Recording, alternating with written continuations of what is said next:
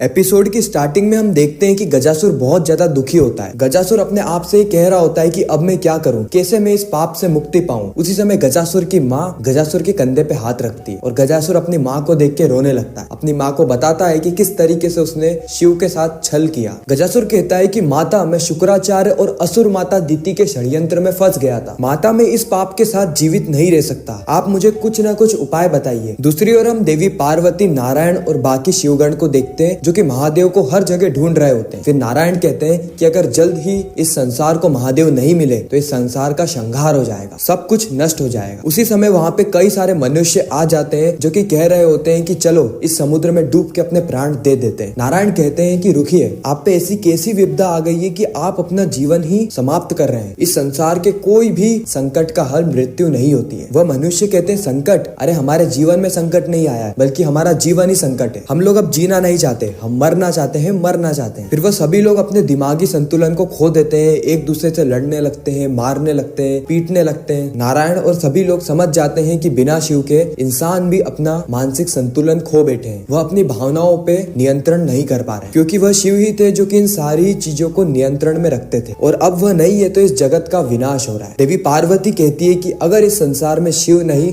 तो शक्ति भी नहीं, लेकिन मैं किसी भी हालत में महादेव को यहाँ पर लेकर आऊंगी। आ रही हूँ मैं गजासुर। इस ओर हम गजासुर को देखते हैं जहाँ पे गजासुर की माता गजासुर से कह रही होती है कि संसार से पहले मुझे बताओ पुत्र कि महादेव कहाँ है। गजासुर बस बताने ही वाला होता है कि उसे शुक्राचार्य के द्वारा दिया गया वचन याद आता है। वो कहता है कि माता, मैं नहीं बता सकता, मैं वचन में बंद हूँ। फिर हम गजासुर के हृदय में देखते हैं कि महादेव गजासुर की तारीफ कर रहे होते हैं। महादेव कहते हैं कि गजासुर, मुझे तुम पे गर्व है, क्योंकि असुर कुल में होने के बावजूद तुम अपनी मान मर्यादा के विरुद्ध में नहीं जा रहे हो, तुम अपने वचन का पालन कर रहे हो। नहीं तो बाकी असुर अपना उद्देश्य पूरा करने के लिए वचन तो क्या, अपने असुरों को भी नहीं छोड़ते, अपने ही सगे संबंधियों के प्राण ले लेते। गजासुर की माता गजासुर से कहती है तो ठीक है, अब मेरा हाथ थाम लो, और गजासुर फिर अपनी माता का हाथ थाम ले। अब गजासुर की माता कहती है कि अब अपनी आंखें बंद करो और उस मूल आधार पे जाओ जहाँ से ये सारा ही विनाश शुरू हुआ है। जब गजासुर अपनी आंखें बंद करके उस कारण तक पहुँचने की कोशिश करता है तो उसे पता चलता है कि उसके अंदर वही अहंकार आ गया था जो कि बाकी असुरों के अंदर है। उसे ऐसा लगता था कि वही सबसे बड़ा शिव भक्त है और उससे बढ़ के और कोई नहीं। अब गजासुर अपनी समस्या को समझ चुका है, इसीलिए वह निर्णय लेता है कि अब वह अपने प्राणों को त्याग देगा। यह सुन के गजासुर की माता बहुत ज्यादा विचलित हो जाती, लेकिन गजासुर बताता है कि माता, अगर मेरे प्राण नहीं गए तो महादेव भी सदा सदा के लिए इस संसार से विलुप्त हो जाएंगे, और अगर इस संसार को बचाना है तो मुझे अपने प्राण त्यागने होंगे। गजासुर की माता बहुत ज्यादा रोने लगती है, लेकिन गजासुर उन्हें समझाता है कि माता, मुझे अपने प्राण देने ही होंगे। और इसके बाद गजासुर सीधे पहुंच जाता है देवी शक्ति के पास, क्योंकि देवी पार्वती बार बार गजासुर को पुकार रही होती है। गजासुर अपने मन ही मन में कह रहा होता है कि देवी मुझे माफ करना, क्योंकि अगर मुझे मृत्यु को प्राप्त होना है तो मुझे आपके साथ ऊंची श्रेणी में बात करनी होगी, आपको उकसाना होगा कि आप अपने क्रोध की अग्नि में मुझे जला दीजिए, क्योंकि उसी के बाद महादेव इस संसार में वापस आ पाएंगे। हृदय के अंदर महादेव गजासुर से कहते हैं कि गजासुर, तुम्हारी यह कुर्बानी संसार सदा सदा के लिए याद रखेगा, और मैं जैसे ही तुम्हारे हृदय से बाहर आऊंगा उसी वक्त मैं तुम्हें एक ऐसा वरदान दूंगा जिससे कि तुम्हारा नाम सदा सदा के लिए शिव से जुड़ जाए। फिर हम देखते हैं कि गजासुर देवी पार्वती को पुकारता है और उन्हें कहता है कि आप तो बहुत निर्बल हैं, मुझे लगा कि शक्ति के अंदर तो बहुत ज्यादा शक्तियां हैं, वह बुद्धि से नहीं बल्कि अपना बल से प्रयोग करके कहीं ना कहीं से तो शिव को ढूंढ ही लेगी, लेकिन आप इतना कमजोर निकलेगी ऐसा मैंने कदापि नहीं सोचा था। और ऐसा ही कह के गजासुर देवी शक्ति को बहुत ज्यादा उकसाने लगता है। देवी शक्ति बार बार गजासुर से कहती है कि गजासुर, मुझे महादेव तक पहुंचने का मार्ग बताओ, क्योंकि तुम ही वह हो